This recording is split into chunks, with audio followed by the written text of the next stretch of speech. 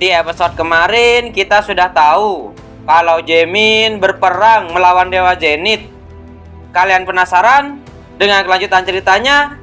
Jadi, tanpa berlama-lama, kita langsung saja ke ceritanya. Kita dilihatkan dengan Jaemin yang baru keluar dari dimensi yang lain. Ternyata sebelum serangan Germia mengenai Jaemin, dia langsung pergi ke dimensi yang lain. Jaemin bergumam, "Jika aku terlambat sedikit saja, aku pasti akan berada dalam masalah besar. Bahkan setelah kabur ke dunia terbalik sekalipun, aku masih menerima kerusakan. Tapi tetap saja, aku berhasil menimbulkan kerusakan kepada Dewa Zenith." Dewa Zenith berkata, "Aku mengerti sekarang. Biarpun aku harus menerima akibatnya, aku perlu mengerahkan kekuatan penuh dari tubuh asliku untuk membunuhmu di sini saat ini juga." Dengan tiba-tiba, luka di tubuh Dewa Zenith sembuh dengan cepat. Jaemin bergumam, jika dia melanggar hukum seperti ini, itu pasti akan membebani tubuh aslinya. Dewa Zenith berkata, "Sebagai gantinya, aku akan memberimu pemandangan yang bagus." Dengan tiba-tiba, Dewa Zenith mengeluarkan sebuah pedang. Dan Jaemin pun terkejut setelah melihat pedang tersebut. Ternyata pedang itu adalah pedang milik teman Diablo Volfir yang bernama Diomedes. Jaemin berkata, "Bagaimana kamu bisa memiliki pedang itu?" "Ini adalah pedang milik seorang ahli pedang yang sudah lama aku bunuh. Dan tubuh ini adalah reinkarnasi dari ahli pedang itu." Jaemin bergumam, "Reinkarnasi? Itu mustahil." Dengan tiba-tiba, Dewa Zenith langsung menyerang Jaemin. Akan tetapi, serangan Dewa Zenith bisa dihancurkan dengan mudah oleh Jaemin. Di saat Jaemin sudah mulai marah dan mau menyerang Dewa Zenith, dengan tiba-tiba ada sebuah tangan yang menutupi Jaemin. Dan orang itu berkata, "Tuan, Anda belum boleh mengungkap identitas Anda. Biarkan saya yang menanganinya mulai dari sini." Dan di sana, dan ada sebuah aura berwarna ungu yang sangat besar di daerah tempat Jaemin. Dan muncullah sebuah sosok yang muncul dari aura ungu tersebut. Dewa Zenith berkata, "Siapa kamu? Kamu seharusnya tidak bisa masuk ke sini tanpa seizinku. Inilah momen yang sudah lama aku tunggu-tunggu. Aku adalah Raja Iblis Pembalas Dendam, Rika. Aku datang untuk membalaskan dendam tuanku yang telah lama hilang. Dia adalah Diablo Volfir." Kita beralih di tempat Sabel. Di sana Sabel bergumam, "Sial, apa aku gagal lagi? Dengan kekuatanku saat ini sudah melampaui batasku.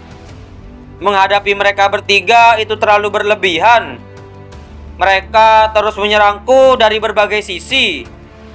Terlebih lagi, meski tidak mengincarku secara langsung, tapi mereka masih mempunyai 3 orang penyihir agung. Aku tidak ingin menggunakan metode ini, tapi aku harus melepas Chimera Paladin untuk mencegah mereka bekerja sama." Dengan tiba-tiba, Sabel mengeluarkan aura biru ke atas. Setelah itu, aura biru Sabel memasuki tubuh Chimera yang ada di sana dan membuat Chimera yang ada di sana tumbuh lebih kuat dari yang sebelumnya. Di sisi Kalga di sana, dia sedang menyerang para Chimera yang mulai tidak bisa terkendali. Kalga bergumam, "Sejak cahaya misterius itu turun, para Chimera Paladin ini menjadi liar. Akan bagus kalau setidaknya aku bisa menggunakan power. Tapi sepertinya itu tidak akan berguna karena mereka tidak punya akal sehat. Terlebih lagi, keberadaan Tuan Bayril tidak diketahui. Aku perlu segera membersihkan sekitar dan bergabung dengan Tuan Bayril. Dengan tiba-tiba, Sabel berada di belakang Kalga, dan Sabel pun langsung menebas kepala Kalga sampai kepala Kalga terlepas dari tubuhnya. Sabel berkata, "Akhirnya aku bisa merasa sedikit lega, tapi seharusnya aku menyiksanya dulu sebelum aku membunuhnya. Tapi lupakan, lagi pula masih ada Bayril dan Conwalton." Kita beralih di tempat Jaemin. Di sana Dewa Zenith bergumam, "Bawahan Diablo Volfir, aku bisa merasakan kegelapan Diablo Volfir pada orang itu. Tapi bukankah dia disegel di kegelapan purba? Terlebih lagi sisa-sisa pasukannya seharusnya sudah musnah termakan zaman." Dewa Zenith berkata, "Bagaimana bisa Raja Iblis menyusup ke tempat ini? Tempat ini adalah dimensi baru yang aku ciptakan. Seharusnya mustahil bagi Raja Iblis sekalipun untuk bisa masuk ke tempat ini. Aku rasa tidak perlu menjawab seorang yang akan mati. Kamu pikir makhluk sepertimu bisa mengalahkanku? Kamu sendiri bahkan belum pernah mengalahkan tuanku, bukan?" Dengan tiba-tiba, Dewa Zenith pun langsung melesat ke arah Rika. Dan Rika pun juga melesat menyerang Dewa Zenith. Dan pada akhirnya mereka pun saling berjual beli serangan.